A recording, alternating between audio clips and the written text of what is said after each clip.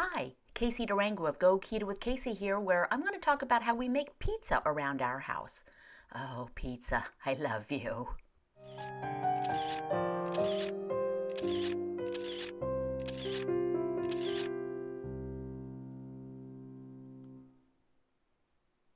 All right, so there are many ways to make keto-friendly pizza. This is just how we do it. Um, the ingredients are there. It's essentially cheese and egg and some seasonings and pepperonis and tomato sauce and stuff. You can make any variety. Here are a couple of eggs and 8 ounces of shredded mozzarella cheese. To this, I add Italian seasonings and garlic. Put them in any dimensions you like or use other seasonings. I don't even measure this. I do measure the cheese by weight. And like I said, 2 eggs. And this will actually make 2 pizzas. I'll show you later on what I mean. So mush all this together. It's not very attractive, and it's not very high tech, and the camera work is kind of bad because I'm holding a camera with one hand and trying to mush up a bunch of mozzarella, cheese, and eggs with the other. To this, we mush it out. This is what I do anyway, onto a silicone baking mat. I'll try to remember to put a link to the ones I like. I just got them from Amazon. They're Artisan brand. And I don't get very fussy with this. Doesn't have to be perfect. It's not like rolling out dough for a pizza where you want to make sure there aren't any holes because, you know, the cheese melts, filling in the holes. So I lay it out and there we are, and it's kind of almost in a rectangle.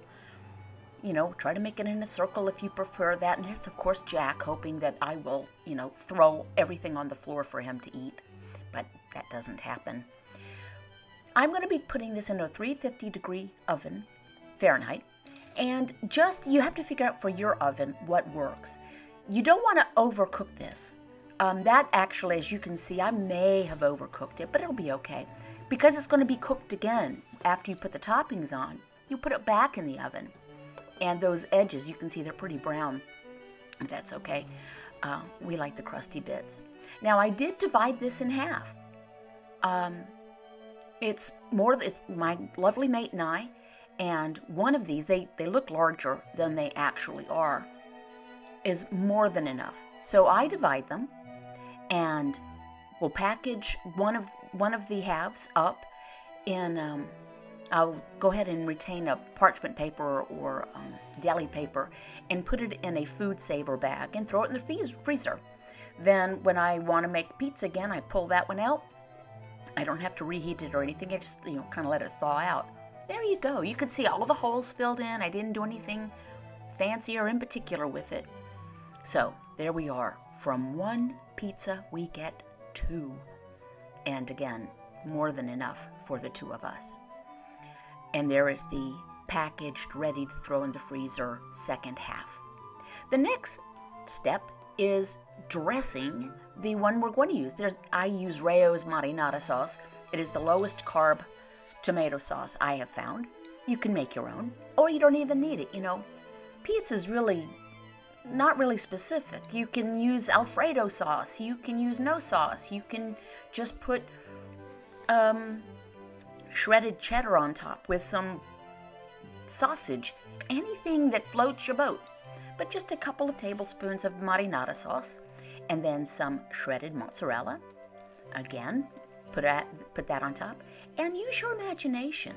You know, if you're not into that much cheese, of course, I would, you know, I don't know how that's possible. But if you're not into that much cheese, or you prefer cheddar cheese, or a different type of cheese, or you grate your own. I don't get too wrenched up about pre-shredded cheese. I go ahead and use it for the convenience, although I've been known to shred my own.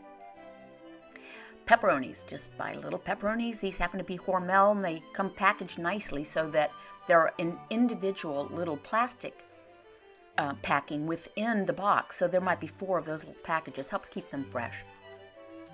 And you know how to put pepperonis on a pizza. But maybe you use salami, or maybe you use bacon, or like I said, sausage, you know, pre-cooked sausage, or anything. More vegetables. You could put mushrooms and olives. You could put onions. whatever you like. Now, something we do like, we've gotten pretty into around here, are jalapenos. So this pizza will have jalapenos, and super, super convenient. We get them jarred. It's just jarred jalapenos, and I will be plopping those on here in just a moment. Oh, a little bit more cheese first, just for good measure, you know. Yeah, there we are. And oh, more cheese even. Gee whiz, I was really going for the cheese that day.